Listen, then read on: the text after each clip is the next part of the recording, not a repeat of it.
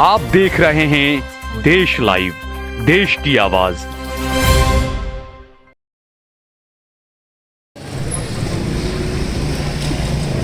આપણા સૌના લાડીલા નેતા એવા માનનીય શ્રી યાસુદ્દીનભાઈ, એટલા જ લાડીલા અને મારા વડીલ મિત્ર જેમની જોડે થોડો સમય કામ કર્યું અને પછી અમે જોડે આગળ વધી રહ્યા છીએ એવા માનનીય શ્રી ઇકબાલભાઈ, સૌ આદરણીય કોર્પોરેટર મિત્રો, કોઈના નામ એટલા માટે નહીં દઉં કે આપ ઘણા સમયથી બેઠા છો, વોર્ડ પ્રમુખ શ્રીઓ અને કોંગ્રેસના પ્રદેશના અને શહેરના હોદ્દેદાર મિત્રો,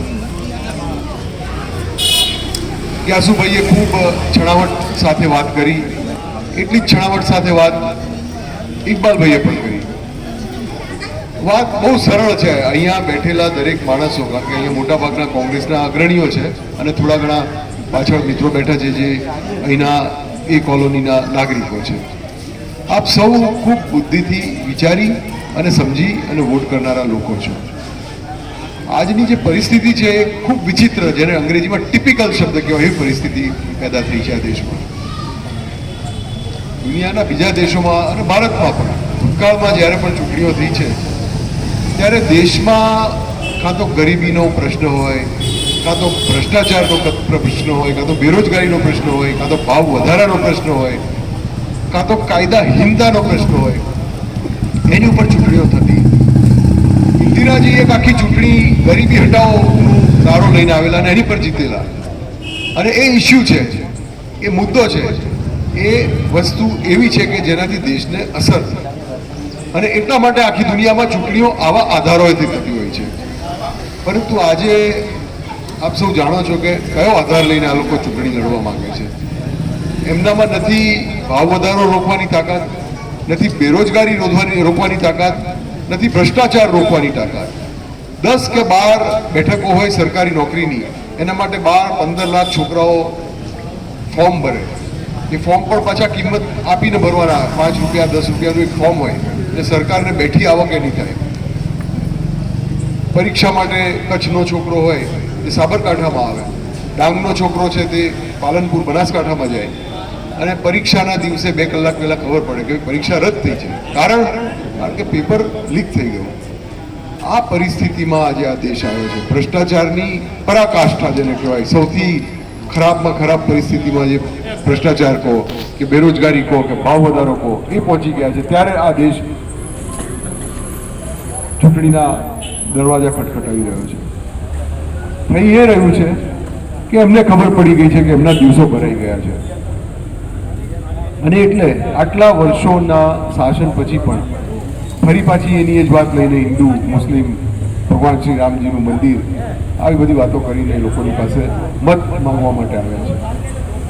આપ સૌને મારે એટલી જ વિનંતી કરવાની કે આવનારા દિવસો 100% આપણા છે, કોંગ્રેસના છે, પણ એના માટે અત્યારથી આપણે કમર કસવી પડશે.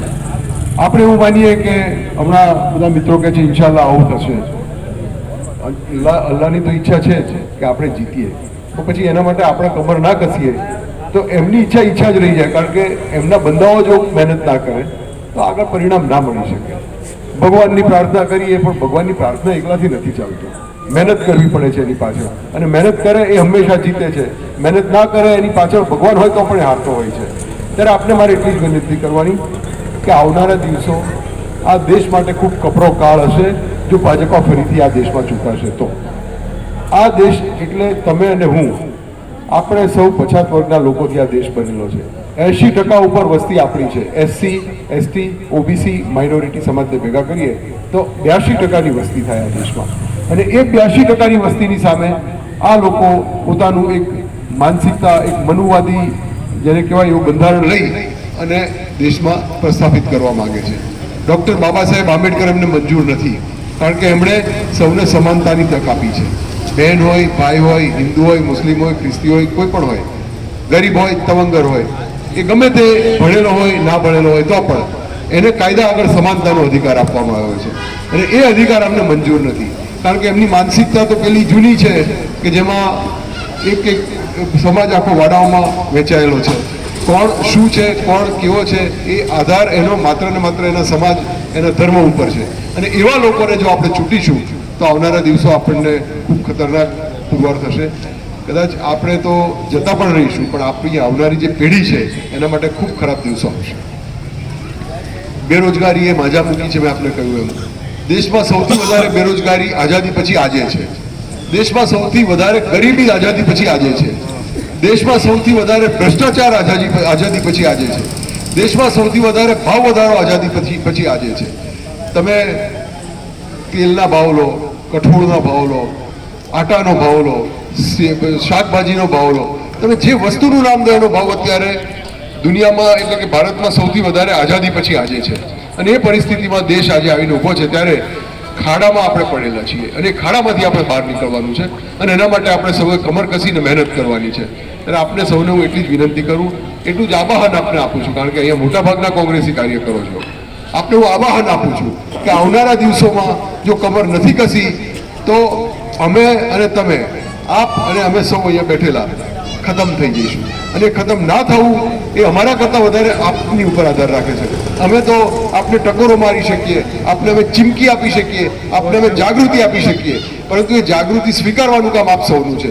અને જાગૃતિ સ્વીકારો, લોકોની વચ્ચે જાઓ, લોકોની વચ્ચે આ વાત કરો, કોંગ્રેસનો સંદેશો આપો અને આપણા દિવસો ખરાબમાં ખરાબ અત્યારે ચાલી રહ્યા છે. આનાથી ખરાબ દિવસો એ જ આવે કે આપણે સૌ ખતમ થઈ જઈએ, આપણા સંપૂર્ણ અધિકારોનું હનન થાય અને આપણા સંપૂર્ણ અધિકારો જતા રહે. એ દિવસો ખરાબ કહેવાય. એવું ના થાય એના માટે આપ સૌ કમર કસો, લોકોને આપણો કોંગ્રેસનો આ સંદેશો મોકલો. ભૂતકાળમાં કોંગ્રેસે જે સારા કામો કરેલા છે, આ દેશને એકદમ બેકાર હાલતમાંથી એકદમ સર્વોચ્ચ, જેને સોને કી ચીડિયા કહેવાય એવો દેશ બનાવીને આપણને આપ્યું છે. દેશ આઝાદ થયો ત્યારે ખરેખર ટાંકણીઓ પણ ઇંગ્લેન્ડથી અને જર્મનીથી આ દેશમાં આવતી હતી. મેં પોતે એવી ટાંકણીઓની ડબ્બી મારી દાદી હતી એની પાસે જોયેલી છે. એ ટાંકણીઓમાંથી આજે આ દેશ સારામાં સારા રોકેટો બનાવે છે, સારામાં સારા હવાઈ જહાજો બનાવે છે, સારામાં સારા દરિયાની અંદર ચાલનારા વાહનો બનાવે છે, સારામાં સારી તોપો બનાવે છે. બાજુમાં પાકિસ્તાન હોય, બાંગ્લાદેશ હોય, કે આ બાજુ નીચે શ્રીલંકા હોય, પેલી બાજુ ચીન હોય, બધા ગભરાય છે આપણાથી કે ભાઈ ગમે તે હોય પણ આ ભારતના વૈજ્ઞાનિકોમાં તાકાત છે.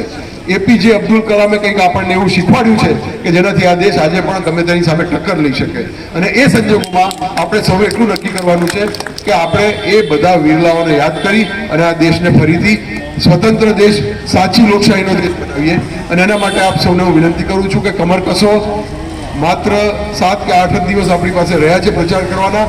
એ દિવસોમાં જઈને બધાને આ વાત કરો, સંદેશો આપો અને કોંગ્રેસને મજબૂતીથી બહાર લાવીએ, કોંગ્રેસને મજબૂતીથી જીતાડીએ.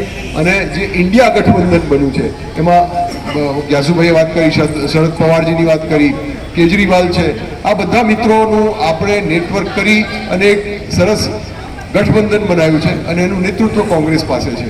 ત્યારે કોંગ્રેસ એ નેતૃત્વને જીતાડે, એ ગઠબંધનને જીતાડે અને આપણી સરકાર બને એવું આપ આયોજન કરો એટલી વિનંતી કરું છું. અહીંયા આગળ મારા 2 શબ્દો આપ સૌએ સાંભળ્યા. ઘણા સમયથી આપ સૌ બેઠા છો છતાં પણ કંટાળ્યા વગર મારી વાત સાંભળી, એના માટે આપ સૌનો આભાર માનું છું. અને ફરી વિનંતી કરું છું, વારંવારની મારી આ વિનંતી છે કે આપણે ભરત મકવાણા નામનો એક ચહેરો કોંગ્રેસ પક્ષે આપણને આપ્યો છે. એ કોઈ મોટો માણસ નથી, પક્ષ મહાન છે. કોંગ્રેસ પક્ષ મહાન છે અને કોંગ્રેસ પક્ષની વિચારધારા મહાન છે. એને આપણે ફરી મજબૂત બનાવીએ. જય હિન્દ, જય ભીમ.